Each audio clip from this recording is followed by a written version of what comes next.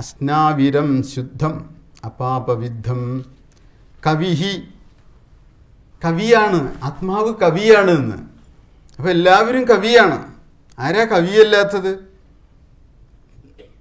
ഞാൻ കവിയല്ല എന്ന് പലരും പറയും. പക്ഷേ ഉപനിഷത്ത് പറയുന്നു നിങ്ങളെല്ലാവരും കവിയാണെന്ന്. കവിയുടെ പ്രത്യേകത എന്താണ്? കവി ക്രാന്തദർശിയാണെന്ന്. ക്രാന്തദർശി എന്ന് പറഞ്ഞാൽ എന്താ? കാലങ്ങൾക്കപ്പുറത്ത് കാഴ്ചയുള്ളവൻ എന്നാണ് ക്രാന്തദർശി എന്ന വാക്കിൻ്റെ അർത്ഥം. ഭൂതകാലം നിങ്ങൾക്ക് കാണാം, വർത്തമാനകാലം കാണാം, ഭാവി കാലം കാണാം. അപ്പോൾ നമ്മളുടെ മനസ്സുകൊണ്ട്, ചിന്ത കൊണ്ട് എത്തിച്ചേരാൻ കഴിയാത്തത് ആത്മാവിന് എത്തിച്ചേരാൻ കഴിയും. ഭൂതകാലത്തിലേക്കും ഭാവി കാലത്തിലേക്കും ഒക്കെ ആത്മാവ് സഞ്ചരിച്ച് നമുക്ക് പരഹൃദയ ജ്ഞാനം വരെ ഉണ്ട്. പരഹൃദയം എന്ന് പറഞ്ഞാൽ എന്താ? ഒരു മിന്നാമിനി അതിലൂടെ നടക്കുന്നുണ്ടെങ്കിൽ അതിൻ്റെ ഹൃദയം വരെ നമുക്കറിയാൻ കഴിയണം. എന്താണ് ആ മിന്നാമിനിങ്ങിൻ്റെ ഉള്ളിൽ വിളങ്ങുന്നത്? ഉള്ളിൽ ആ മനസ്സ് എന്താണ് എന്നറിയണം. യോഗ അതൊക്കെ വെളിപ്പെടുത്തുന്നുണ്ട് യോഗശാസ്ത്രങ്ങളിൽ. ഇപ്പോൾ ഉപനിഷത്ത് പഠിച്ചു പോകുമ്പോൾ നിങ്ങൾ കവിയാണ്, ക്രാന്തദർശിയാണ്, മനീഷിയാണ്. നിങ്ങൾ എല്ലാവരും മനീഷിയാണ്. ആരും മനീഷിയല്ലാത്തവരില്ല. മനീഷി എന്ന് പറഞ്ഞാൽ എന്താ? മനസ്സിൻ്റെ ഈശ്വരന്മാരാണ് നിങ്ങൾ, മനീഷികളാണ്. മനസ്സ് നിങ്ങൾക്ക് വിധേയമായി നിൽക്കുന്നു. മനസ്സിന് വിധേയമായി നിങ്ങൾ നിൽക്കുകയല്ല, നിങ്ങൾക്ക് വിധേയമായിട്ട് മനസ്സ് നിൽക്കുന്നു. മനസ്സ് നിങ്ങൾക്ക് വിധേയമായി നിൽക്കുമ്പോൾ നിങ്ങളുടെ പേരാണ് മനീഷി എന്ന്. മനസ്സിൻ്റെ ഈശ്വരന്മാരാണ് എല്ലാവരും. പരിഭൂ, എല്ലാറ്റിനും ഉപരിയായിട്ട് നിൽക്കുന്നവനാണ് ആത്മാവ്. നാം ഓരോരുത്തരും ഉപരിയായൊരു നിരയിൽ നിന്ന് നോക്കുമ്പോൾ നമുക്കെല്ലാം ഒന്നായിട്ട് അനുഭവപ്പെടും.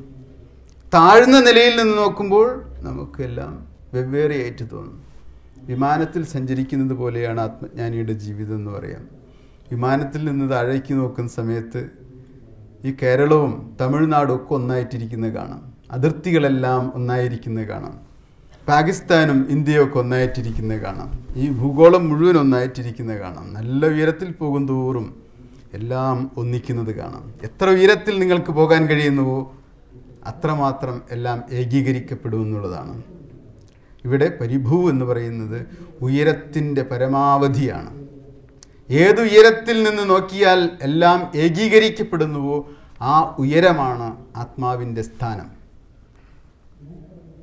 പരിഭൂ, സ്വയംഭൂ, വളരെ അർത്ഥവത്തായൊരു വാക്ക്. ഈ ലോകത്തിലുള്ള എല്ലാറ്റിനും കാരണമുണ്ട്. ഏതെടുത്താലും കാരണമുണ്ട്. നിങ്ങളൊരു ഏത് വസ്തുവിനെ എടുത്താലും, കാറ്റിനെ എടുത്താലും, അഗ്നിയെ എടുത്താലും, ആകാശത്തെ എടുത്താലും ആകാശത്തിന് കാരണമുണ്ട്. ആകാശത്തിന് ഒരു ഉദ്ഭവസ്ഥാനമുണ്ട്. എന്നാൽ ആത്മാവിന് ഉദ്ഭവസ്ഥാനമില്ല. ആത്മാവിനെ ആരും സൃഷ്ടിച്ചിട്ടില്ല. ആത്മാവ് സ്വയം സൃഷ്ടമാണ് എന്ന് പറയുമ്പോൾ അത് സൃഷ്ടിക്കപ്പെട്ടിട്ടില്ല എന്നാണ് അർത്ഥം. അത് അജമാണ്, ജനിക്കാത്തതാണ്, അവ്യയമാണ്, ക്ഷയം ഇല്ലാത്തതാണ്, അവിനാശിയാണ്, നാശമില്ലാത്തതാണ്. ആരാണത്? ആത്മാവ്. അത് ഞാൻ തന്നെയാണ്. നമ്മളുടെ ഉണ്മയിലേക്ക് നോക്കിയിട്ട് പറയണം ഞാൻ സ്വയംഭൂവാണെന്ന്. ഭയപ്പെടേണ്ട. മനുഷ്യൻ ഭയപ്പെടുന്നു നമ്മൾ സ്വയംഭൂവാണെന്ന് പറയാനായിട്ട്. സ്വയംഭൂവാണെന്ന് ബോധ്യപ്പെടണം. പറയുകയല്ല ചെയ്യേണ്ടത്.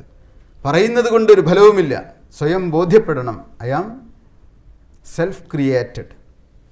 ആരാലും ക്രിയേറ്റ് ചെയ്യപ്പെട്ടതല്ല ഞാൻ സെൽഫ് ക്രിയേറ്റഡാണ് എന്നറിയണം. യാഥാതഥ്യതഹോ തഥ്യത യാഥാതഥ്യ അതഹ അർത്ഥാൻ വ്യദദാത് ശാശ്വതീഭ്യ സമാഭ്യ.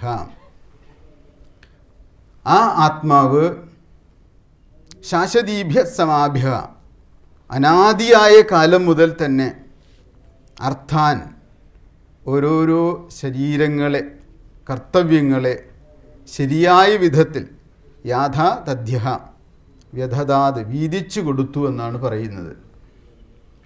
അപ്പോൾ ഇത് ഇങ്ങനെയുള്ള വാക്യങ്ങളെ ഗ്രഹിക്കണമെങ്കിൽ കുറച്ചുകൂടി നമ്മൾ മനന ധ്യാന ചക്ഷുസ് ഉള്ളവരായിട്ട് തീരണം. ഈ പ്രപഞ്ചത്തിൽ ഓരോ വസ്തുവിനും അതിൻ്റേതായിരിക്കുന്ന സവിശേഷതകളുണ്ട്. ഈ ഇരിക്കുന്ന ഓരോരുത്തർക്കും അതിൻ്റെ സവിശേഷതകളുണ്ട്. ആഴത്തിലൊന്നായിരിക്കുമ്പോഴും അതിൻ്റെ ബാഹ്യതലത്തിൽ ഓരോന്നിനും അതിൻ്റേതായ സവിശേഷതകളുണ്ട്.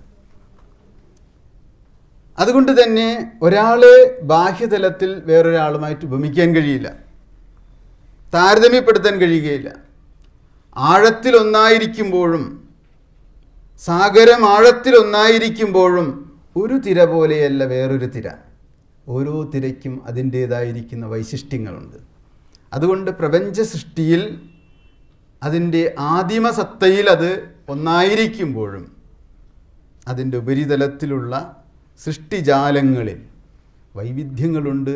ആ വൈവിധ്യങ്ങളിൽ വൈശിഷ്ട്യങ്ങളുണ്ട്, യുണീക്ക്നെസ് ഉണ്ട്.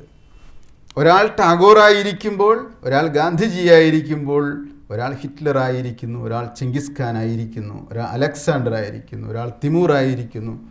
ഇതൊക്കെ ആ വൈവിധ്യങ്ങളാണ്. അതുകൊണ്ട് ഒരമ്മയ്ക്ക് പിറന്ന ഒരേ ഗർഭപാത്രത്തിൽ നിന്ന് പുറത്തു വന്ന 3 കുട്ടികളുണ്ടെങ്കിൽ 3 കുട്ടികളും വ്യത്യസ്തരായിരിക്കുന്നു.